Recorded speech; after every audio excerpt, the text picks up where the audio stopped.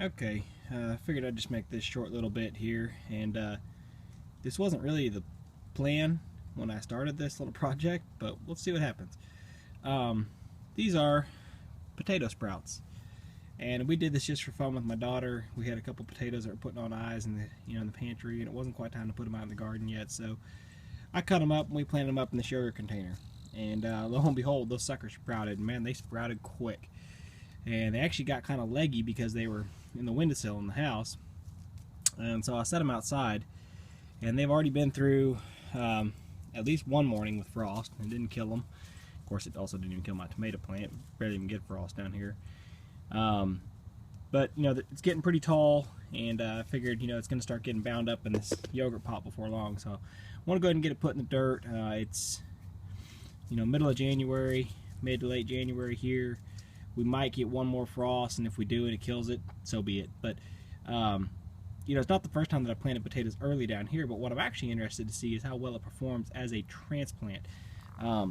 Not something that most people do. I don't think it's a common practice at all to transplant potatoes because, frankly, they sprout so well and they grow so fast that just planting up the eyes makes perfect sense.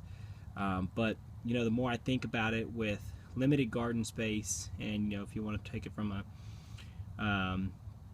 permaculture or maximum efficiency sort of standpoint, if I can sprout potatoes in a pot like this and then transplant them.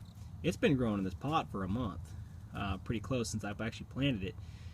So if you can save a month worth of garden space and get you a plant that's this size and basically shove it in the ground and go ahead and hill it up, that really might be worth considering. So I'm going to go ahead, like I said, plant it up here, and what's kind of funny is I'm going to go ahead and plant it and hill it all in one move, and we'll just see how it does and see. It may kill it, I don't know. I honestly, I haven't even looked up any literature to see if there's any practice in doing this. I know commercially there's not, because they just shove the whole potato in the ground, with large equipment. But backyard garden where you're limited on space, who knows? It might be a viable option. So go ahead. I'm actually gonna dig this hole deeper. It's already sitting down below grade, but I'm gonna dig it down in here as deep as I can in my raised bed and get her healed up, and we'll see what it does.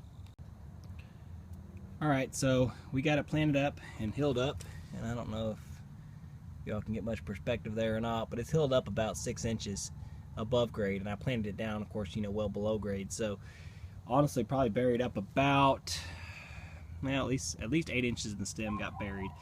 And typically when I hill up my potatoes, if I only hill them once or twice, ultimately only about 8 inches of it really gets buried then too. So if I have to hill it up again in the future, I don't have much space because my little mound there's about to pile over the back end. But like I said, that's really not the key here. I'm not going to be measuring the yield off of this to compare the yield to a transplant versus a non-transplant, a direct seed. I really just want to see if it's even successful. I want to see if it even survives the transplant, which I don't know why it wouldn't.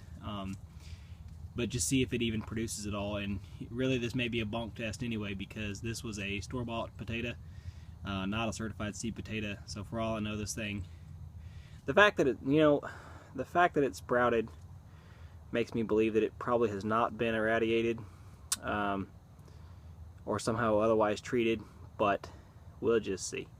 Anyway, I will try to remember to make a follow-up video to this with the results.